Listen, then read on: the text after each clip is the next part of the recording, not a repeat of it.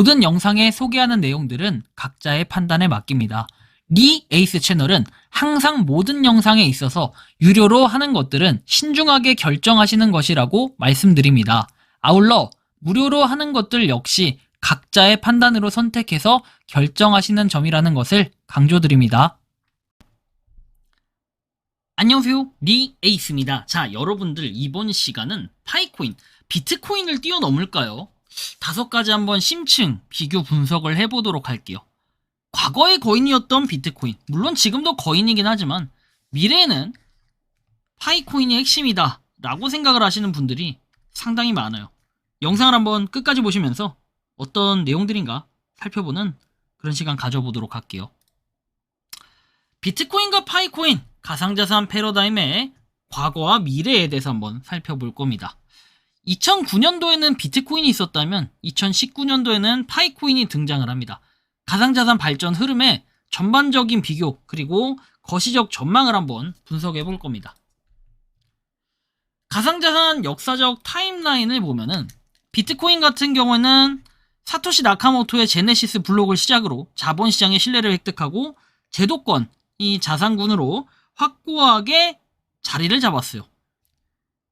파이코인 같은 경우에는 2019년부터 현재까지 스탠포드 출신 이 박사 누굽니까? 니콜라스 코칼리스, 총티어판 이 두 분이죠. 그래서 이렇게 역사적인 타임라인을 우리가 좀 비교를 해보고 채굴 메커니즘의 전환에 대해서 보면은 비트코인은 작업 증명 방식으로 엄청난 전력 소모하고 거대 고성능 연산 장치가 필수적이에요. 보안성은 높은데 채굴의 중앙 집중화 한계를 보인다라는 거고, 파이코인은 스텔라 합의 프로토콜 기반으로 모바일 친화형 합의 방식을 도입을 해요. 그래서 휴대폰 배터리나 인터넷 속도에 저하 없이 전 세계 누구나 요거를 균등하게 참여할 수 있는 분산 구조를 가진다라는 거예요.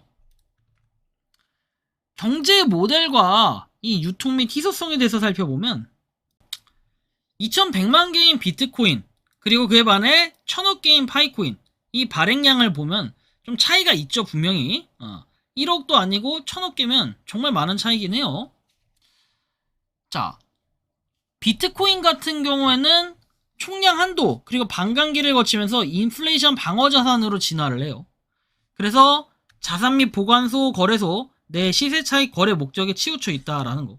파이코인 같은 경우에는 유통량 설계를 기반으로 하는데 높은 수수료 문제를 해결하고 실제 상거래하고 온오프라인 연계 결제 수단으로 작용하기 위해서 광범 위 유통성 확보를 목적으로 삼고 있다라는 거죠.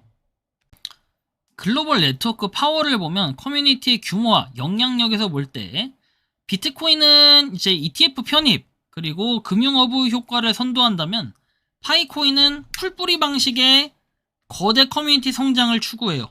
이미 5,500만 명, 우리가 6천만 명이라고 공식적으로 표현을 하는데 이 실유저 네트워크가 디앱의 생태계를 지탱하고 있어서 오픈 메인넷이 출범될 때 실제 시장의 유동성을 자극할 수 있는 거대한 잠재 동력이 될 수 있습니다.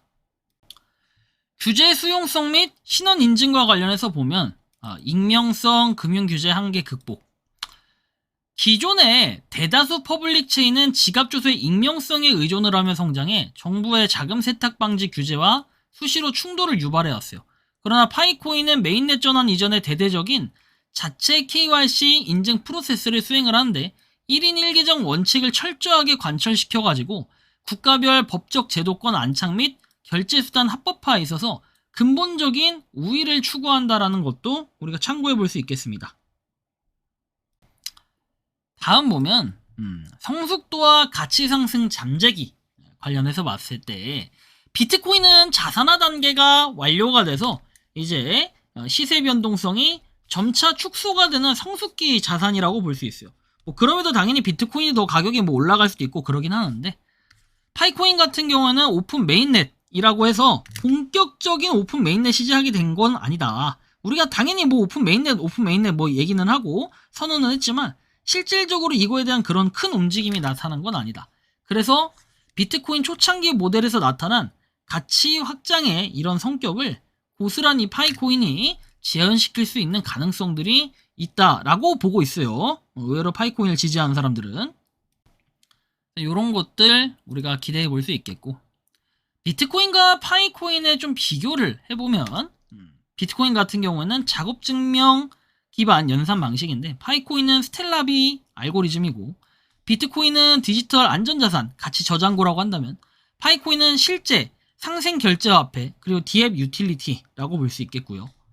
진입장벽 난이도는 비트코인은 매우 높은데 파이코인은 극도로 낮아요. 우리가 모바일로 쉽게 터치할 수 있으니까요.